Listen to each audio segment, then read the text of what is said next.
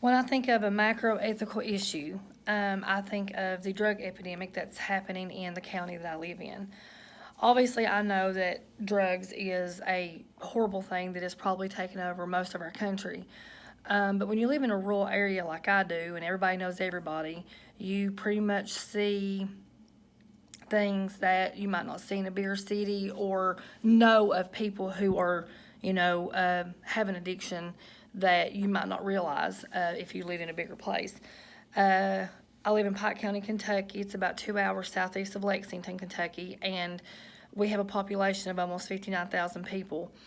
And I work in the guidance counselor's office at a high school here, and so I deal with all of the children that come in the school, test scores, personal records, things of that nature. So I know the kids who have been taken away from their parents, who have to live with their grandparents, who parents are, or one or both parents are incarcerated due to drug trafficking, possession of drugs, grandparents, aunts, uncles, cousins, neighbors who have custody of these children because their parents are not present in their life. And one or two things happen that I have seen with these children. They either want to be the total opposite of what they've come from, or they are the exact replica of what they've come from. A couple of weeks ago, we had several students caught with what now people are doing dab pens. I'm not familiar with it myself. I just know what I've heard here at school, but apparently it's a pen that you can smoke marijuana out of and it's not detected. I know there's a lot of controversy about marijuana should be legalized or whatever, and I'm not here to discuss the legalities of that, but at the same time, right now it is illegal, and these kids are just bringing it into school because they're getting it from home, and parents are helping buy it, and it just, I can't wrap my brain around it. So often I see posts on Facebook, or some type of social media where a mom has taken their child to the park and they find hypodermic needles buried in the mulch. I have heard from the deputy that is on duty here at our school that the meth and the heroin epidemic in this county has taken over like anything you've ever seen before. And we have limited resources, of where these people can get help. I think we might have one or two drug rehabs close, if they're even, and I'll be honest with you, I don't even know if they are still operable. The closest place that they could probably go to a drug rehab facility would be a couple hours. And, it just amazes me how easily it's accessed. I made a few notes so that I wouldn't forget, what I wanted to touch base on. So, I know that I'm not supposed to be talking about, a micro issue, but just to touch base real quick, my only sibling just served a 29-month sentence, 29 months of a 5-year sentence for trafficking of meth. I chose not to be that way because we did have a little bit of a sketchy raising, and he went to that way. So that's what I'm saying, that I've noticed, in a big environment, that's pretty much what happens as well. My mom overdosed and died from prescription drug use. I don't want to dishonor her memory and make her sound like that she was a horrible person, but nonetheless, she had a problem, and her doctor just fed her these prescriptions. Didn't matter what she wanted, didn't matter what she went there and complained about. He just would write her, the prescription, and the death certificate says that she died of an overdose of Percocet and Klonopin. And later to find out that he lost his license and he got arrested for possession and trafficking of drugs himself. This was 16 years ago. So imagine how much worse it's gotten now. I have two students here who my daughter, very good friends with. They all played ball together. Their mom was married to a pharmacist, and which is their stepdad.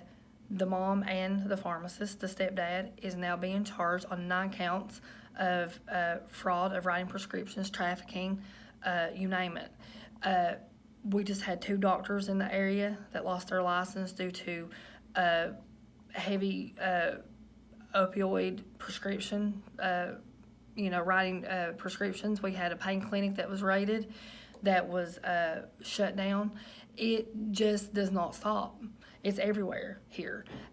You see people with these sores, and that's from meth. I students who, these little kids who, when I was in preschool, who would come in and they just was half dressed, and you could just tell, that they lived this horrible life. I just touched base on the doctors and finding the needles in the park and the limited resources. Like, what are we supposed to do? How do we help these people here? We have like Mountain Comprehensive Care Center that I know of, that a lot of court-ordered drug court, like it's court-ordered for them to go and receive this therapy. I know that exists. There might be one or two other private counselors or here in town that people can go to receive some kind of counseling for this. But when our resources are limited and our problem is bigger than the help that's offered, then that's a problem. I hope as a counselor one day, what I want to do is to help the victims of people who have to deal with people in their life who are addicts. That's where my heart lies. And I hope that by the time that I graduate and I'm able to do this, that there are more resources out there that I can offer my clients. But then you have the stigma. Society always looks at you like you're a crackhead or you've been on drugs. Does society ever look at you the same again? Are you ever credible to the people who know that you've had a drug problem again?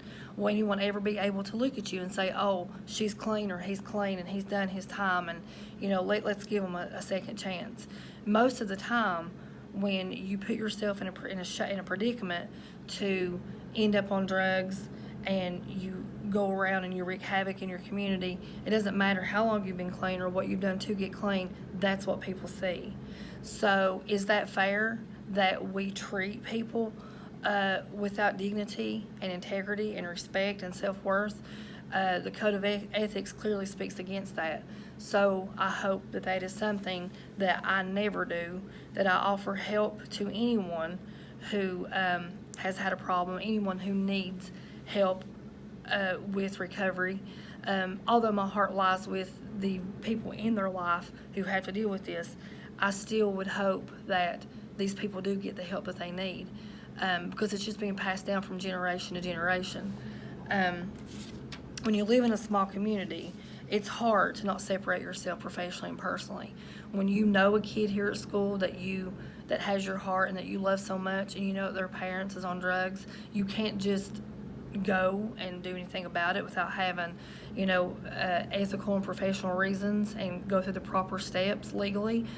So it's hard to not just, want to take these kids in or just, go to their house and make sure that they're okay, or tell their parents, what are you doing to them? They come check out their kids every day, and that we have to let them leave here high because we can't prove it. We don't really know. Do you want to get involved? So, we're limited to what we can do too legally, as the school. And do you save these people? Are you all in to save these people? Or are you in to throw them under the bus? Are you there to always chastise them and always criticize them for what they've done in the past, So I don't know if the drug epidemic will ever get better where I live or get better anywhere. I've only seen it get worse. We need better control over over prescribing narcotics. I don't know when it'll ever stop. They're everywhere, and I just know that it is a major issue. It is a huge issue all over the community, all over society, and I see it every day right here at my school. And I just wish that we had more resources. I wish there was more knowledge, that we could give our kids and give these parents that they can get the help and they will get the help. So I hope that one day when I become a social worker, that I have resources and I have a way to be able to help these people. Because our generation is being affected by it. Our kids today are being affected by it. We have a child right now who's, facing a court charge for having, drugs here at school. So we need to get a hold of this drug epidemic in our community.